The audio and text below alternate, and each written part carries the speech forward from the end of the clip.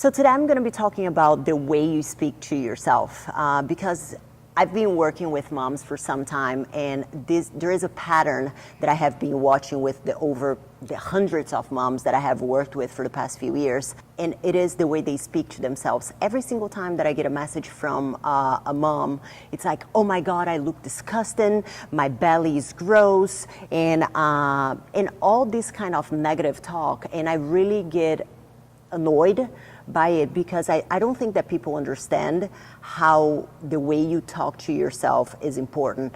I noticed that the more you start to repeat something to yourself, the more you start to believe. So the more you start to say, oh my God, I'm disgusting. Oh my God, my belly is disgusting. Oh, I look like a whale. You are going to start to believe that. And I don't think that you would ever speak to your best friend that way. You'd never look at your best friend and be like, oh my goodness me, you look disgusting. What makes you believe that it is okay to speak to yourself that same way? And also on that same note, it's something that I think as parents we have to be extremely mindful as well, because imagine that your child, I have a daughter and I have a son, imagine that my daughter walked up to me at 3, 4, 5 years old and she said, Mommy, I am disgusting and my belly is gross. I would be absolutely heartbroken if my child ever walked up to me and said something like this.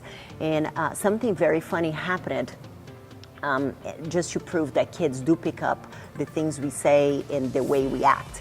My husband and I, we used to always slap each other's butt as a joke around the house.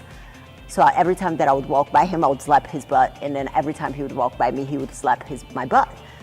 Nico started to do that. He started to slap us.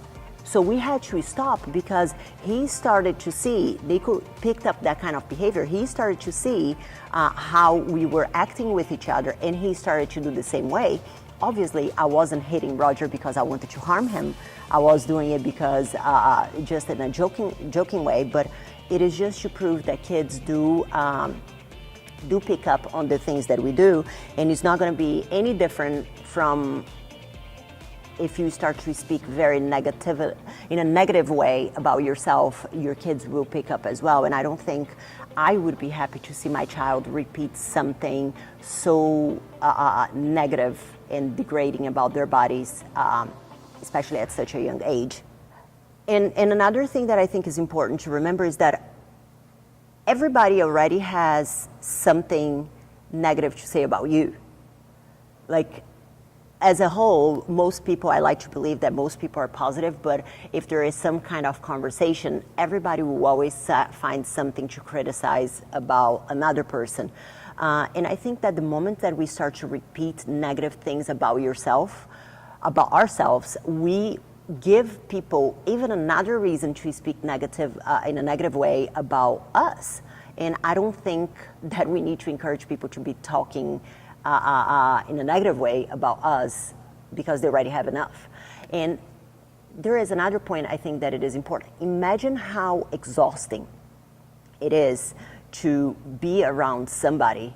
I actually have two very good friends who have this horrible habit of saying, oh my God, my ass is huge, it's gross. Oh my God, look at this picture, it's disgusting. Oh my goodness, my boobs are so soggy. They reach my belly button. I understand that sometimes you say this as a joke, but the more you repeat that, the more you start to believe. And it can be a bit annoying for people who are always around you to be constantly listening to that. And so imagine your partner having to listen to that every single day. You put an outfit and you're like, oh my goodness, my butt's huge, it's gross. Oh, my belly's hanging out, it's disgusting. That gets tiring. For anybody who is around you, especially your partner, it does get exhausting. So keep that in mind. Keep everything that I talked here, all the points that I have raised here in mind before you talk in a certain way about yourself. And I'm not saying that you have to love and be like happy and, oh my goodness, my body is just perfect and I'm just a perfect person, because nobody is. But I think that there are ways of addressing the things that we don't like without the negative connotation every single time. So for example, instead of saying, oh, my belly is disgusting. Why not say, I'm not very happy with my belly, but I'm going to do something about it? Because just complaining and complaining and complaining gets tiring, and you're not really making a plan to fix it and to solve the problem. So yeah, that's it. I just wanted to address this because this is in fact something that I see very often happening to especially moms. And I don't think that it is a very good mindset to have, especially when you have kids and especially when you have a partner, to have that type of behavior around your kids and partners all the time. And for you as well. Hope this helps.